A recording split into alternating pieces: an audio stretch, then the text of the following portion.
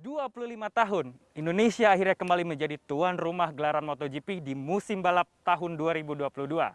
Sirkuit internasional Mandalika menjadi saksi bisu dari persaingan para pembalap-pembalap kelas dunia Grand Prix untuk memperebutkan gelar juara.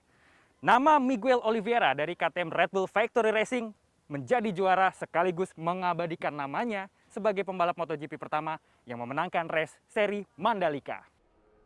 Perlombaan MotoGP Seri Indonesia di sirkuit Mandalika resmi digelar pada 20 Maret pukul 4 sore waktu Indonesia Tengah setelah tertunda 1 jam akibat hujan deras. Persaingan ketat terasa, meski diguyur hujan dan harus melintasi genangan, para pembalap beradu cepat hingga bendera finish dikibarkan di putaran ke-20.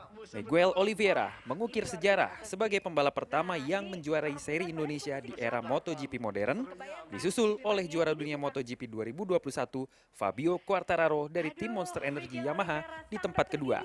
Disusul lagi oleh Johan Zarco dari Pramac Racing di tempat ketiga. Seluruh pembalap yang naik ke podium menerima trofi langsung dari Presiden Republik Indonesia, Joko Widodo.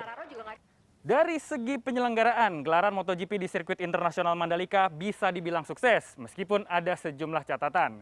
Seperti misalnya ketersediaan penginapan yang masih belum sepadan dengan jumlah penonton dan juga wisatawan yang datang ke Pulau Lombok.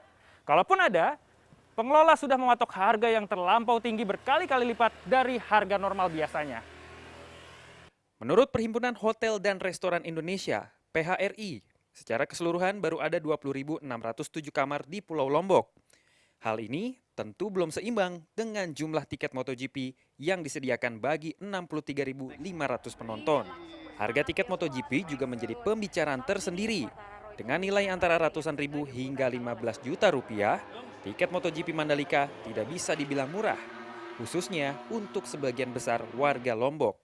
Pemerintah akhirnya mengizinkan warga yang tidak dapat membeli tiket, baik karena kehabisan ataupun karena tidak mampu, untuk menonton balapan dari atas bukit di sekitar sirkuit.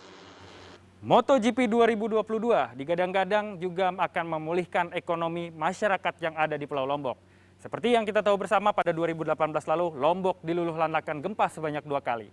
Belum 2 tahun mereka berbenah, pandemi COVID-19 menerjang masyarakat. Dengan diadakannya MotoGP 2022, diharapkan geliat ekonomi kembali meningkat dengan mulai aktifnya sejumlah tempat-tempat pariwisata, perhotelan, dan juga UMKM masyarakat agar ekonomi lebih menggeliat. Belum lagi lapangan pekerjaan ini kembali dibuka untuk masyarakat. Sirkuit Mandalika juga membawa peruntungan bagi perekonomian Lombok.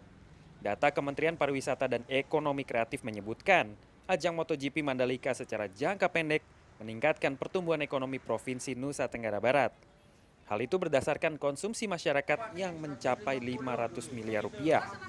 Pendapatan 300 UMKM pun meningkat hingga 1,2 miliar rupiah imbas MotoGP Mandalika.